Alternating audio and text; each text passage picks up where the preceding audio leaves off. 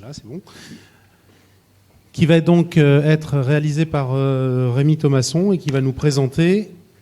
Donc, il est cofondateur de la revue Negative Results. Le mot important, c'est Results, je pense, et Negative. Results quand même. Et donc, voilà. Merci en tout cas à toi d'être venu. Merci beaucoup. J'espère que la plupart d'entre vous ont déjà entendu parler de notre revue. On essaye de toucher un maximum de personnes déjà depuis quelques temps, que ce soit les jeunes essentiellement dans les écoles doctorales. Donc voilà, première chose, on entend quand on parle d'intégrité scientifique, on entend souvent des fraudes, etc. Mais on entend que très rarement parler de l'omission de résultats et encore plus particulièrement des résultats négatifs. Et il s'avère que les résultats négatifs, on va le voir au cours de la présentation, sont quand même une part très importante des travaux que vous allez être amenés à faire, malheureusement.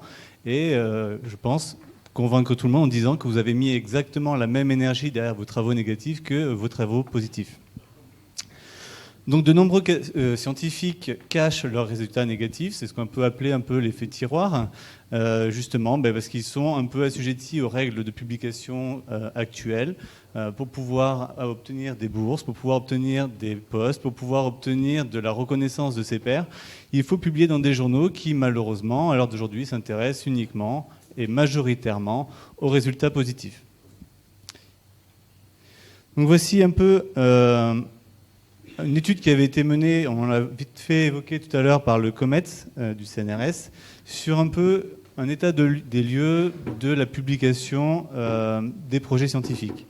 Donc voilà, vous avez schématiquement ce que représentent les résultats publiés et les projets scientifiques. Donc très peu de projets scientifiques, au final, aboutissent à une publication scientifique. Sachant qu'on fonctionne majoritairement avec des fonds publics, ce qui veut dire qu'on peut faire exactement la même balance, les fonds publics et les fonds publics qui servent à produire de la recherche scientifique. Donc ça, c'est vraiment ce qui symbolise vraiment Negative Results, c'est l'iceberg. C'est-à-dire qu'à l'heure d'aujourd'hui, ce que vous voyez sur PubMed ou sur tous les sites qui référencent les publications scientifiques, c'est ce qui est au-dessus de l'eau. Mais pour que cette partie justement au-dessus de l'eau existe, il y a un énorme travail qui se situe en dessous du niveau de l'eau. Et ce travail-là, il est primordial. On est quand même persuadé que si jamais on était amené à connaître l'ensemble des résultats scientifiques, qu'ils soient au-dessus ou en dessous de la surface de l'eau, on augmenterait cette part d'iceberg émergé pour justement augmenter le nombre de connaissances scientifiques. Et finalement, ça serait peut-être dans un but un peu idyllique, obtenir autant de projets scientifiques que de projets publiés. Voilà la recherche. Alors ça va être très schématique. C'est la recherche telle qu'on la voit à l'heure d'aujourd'hui quand on va sur PubMed. On veut faire un trajet Paris-Lyon. Voici ce qu'on observe, c'est que le chercheur, il a fait un Paris-Lyon direct, il a pris le TGV, il a mis 2 heures, et il a fait directement point A, point B, hypothèse H0 directement vérifiée. Bravo, je ne dis pas que ça n'existe pas, c'est quand même très rare. Mais il est plutôt probable que le chercheur il ait dû faire ça avant d'arriver à son Paris-Lyon. Et heureusement qu'il l'a fait. Malheureusement, il ne l'a pas publié parce qu'il est passé à côté de plein de choses. Et plein de choses qui auraient pu servir à peut-être d'autres personnes. Peut-être que pour faire un Paris-Lyon, il aurait peut-être dû passer par Orléans et faire un Orléans-Lyon. Et ce trajet Paris-Orléans et Orléans-Lyon peut intéresser d'autres chercheurs pour d'autres hypothèses et pour amener d'autres connaissances par la suite. Et donc forcément, il serait passé à côté de toutes ces bonnes choses qui ravissent la France. Donc ça, c'est une publication, c'est un schéma, encore une fois, on aime beaucoup les schémas chez Negative Results, on trouve que ça parle beaucoup, et je pense qu'il parle de lui-même. C'est un schéma qui montre justement qu'on peut avoir une très bonne idée, tant qu'on ne l'a pas étudiée, on ne sait pas si elle est positive ou négative, on va l'étudier, et malheureusement, très souvent, ça arrive que c'était une très bonne idée, mais qui tombe à l'eau.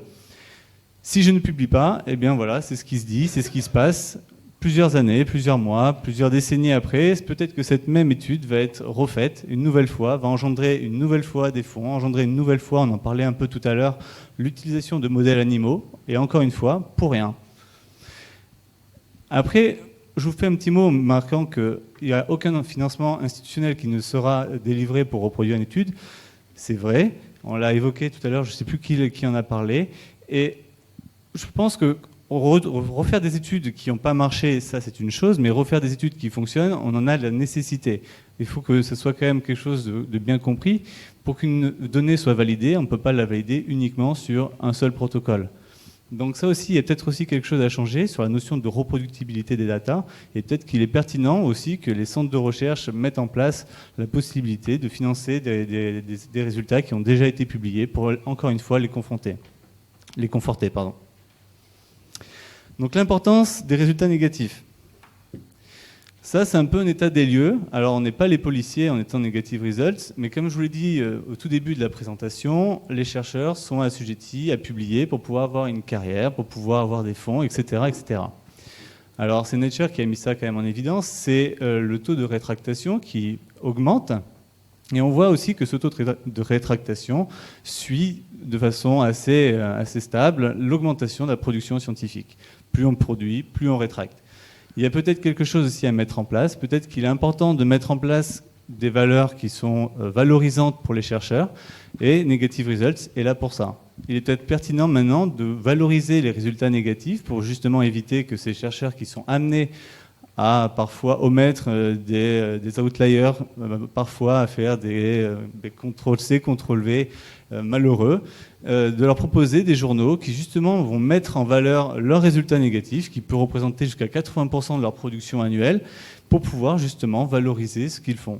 Enfin moi en tout cas, et avec les cofondateurs de Negative Results, on est plus pour mettre en avant une histoire scientifique qu'un résultat scientifique, et on trouve pertinent parfois que même une histoire qui finit mal, c'est quand même une histoire qu'on peut raconter.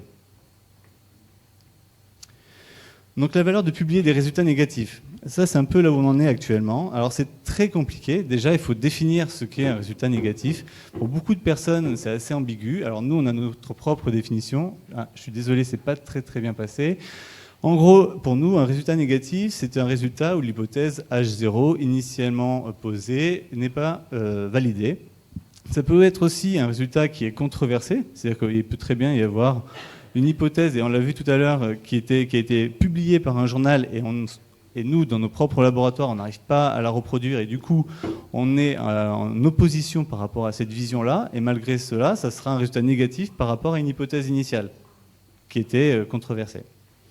Donc les seuls vrais résultats non-résultats, et donc on ne parle pas de résultats négatifs, sont des résultats de qualité si faible qu'ils ne sont pas informatifs, soit en raison d'un mauvais plan expérimental, soit d'erreurs dans la collecte de données. Il faut bien voir que Negative Results, ce n'est pas parce que vous avez fait un mauvais plan expérimental, c'est quelque chose que vous pouvez publier. Il y a exactement les mêmes contraintes de publication dans notre journal que dans n'importe quel autre journal. On est quand même assujetti à un peer review comme dans n'importe quelle revue. Donc, publier les résultats négatifs est confronté à deux défis majeurs. Il faut surmonter les entreprises d'édition scientifique traditionnelles qui, à nos yeux, à l'heure d'aujourd'hui, sont dépassées et vicieuses parce qu'en effet, elles nous amènent et elles nous poussent à publier chez eux pour pouvoir justement avancer. Mais on peut aussi bien être contre ces éditions scientifiques, mais il faut aussi ne pas oublier que les personnes qui nous évaluent s'appuient sur ces... Enfin, c'est un peu le serpent qui se mord la queue. Etc. Donc voilà. Un autre point qui est très important, c'est qu'il faut aussi convaincre les autres revues et les autres chercheurs de la nécessité d'améliorer la dynamique et la transparence du flux d'informations. Donc les scientifiques qui publient leurs recherches ont la responsabilité éthique, et ça c'est vraiment une notion très importante, une responsabilité éthique, d'assurer les normes les plus élevées, et ce en matière de conception de recherche, de collecte et d'analyse de données, d'interprétation des résultats, de publication, de toutes les publications.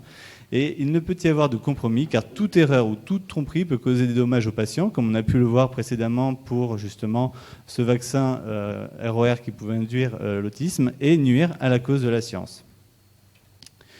Donc ça, c'est le nouveau clavier qu'on est en train de sortir à Negative Results. Je pense que vous pouvez tous commencer un peu à les mettre sur vos ordinateurs. C'est quelque chose de très important. Il faut arrêter de voir la notion de négatif comme le côté péjoratif de vos travaux. Vous avez mis exactement la même rigueur scientifique derrière des travaux négatifs que derrière vos travaux positifs. Donc il ne faut vraiment pas avoir honte d'avoir fait des travaux qui n'ont pas répondu à vos hypothèses. Si vous aviez déjà la réponse à vos hypothèses, vous ne les aurez même pas formulées. Donc n'ayez pas honte de publier vos résultats négatifs. Donc ça, c'est la structure de Negative Results. Donc on est une petite structure à l'heure d'aujourd'hui. On a essayé de bouleverser un peu tous les schémas. Donc on n'est pas du tout une revue scientifique qui est là pour faire de l'argent, contrairement à d'autres qui le font pour ramener des fonds. On est une association, donc 100% de l'argent qui est mis pour publier chez nous et c'est d'ailleurs très très faible pour publier chez nous, permet de nous faire fonctionner. On a donc un peer review avec des personnes qui ont bien voulu suivre notre philosophie, un peer review international, et ça c'est quand même quelque chose qu'on a essayé de mettre en place et qui n'est pas facile quand on essaye justement de bouleverser quelque chose qui est déjà bien en place. On peut publier chez nous différents supports, des articles, des rapports, des short communications. On peut aussi mettre des pieces, donc c'est des petites pièces justement qui ne permettent pas de faire un article original, mais qui permettent de faire avancer quand même la connaissance, qui peuvent être réutilisées par d'autres. Et on peut aussi publier chez nous des articles qui permettent de reproduire, qui reproduisent déjà des articles initialement faits. Donc voilà, on est vraiment sur tous les secteurs qui peuvent rendre encore plus transparent la recherche que l'on fait actuellement. Donc voilà, s'il y a un seul mot qu'il faut retenir sur cette présentation, c'est que négatif, en fait, c'est plutôt du positif. Et ça, c'est vraiment une notion qui nous tient à cœur. Et on sera très heureux d'en discuter avec vous si vous restez un peu plus tard. Je vous remercie.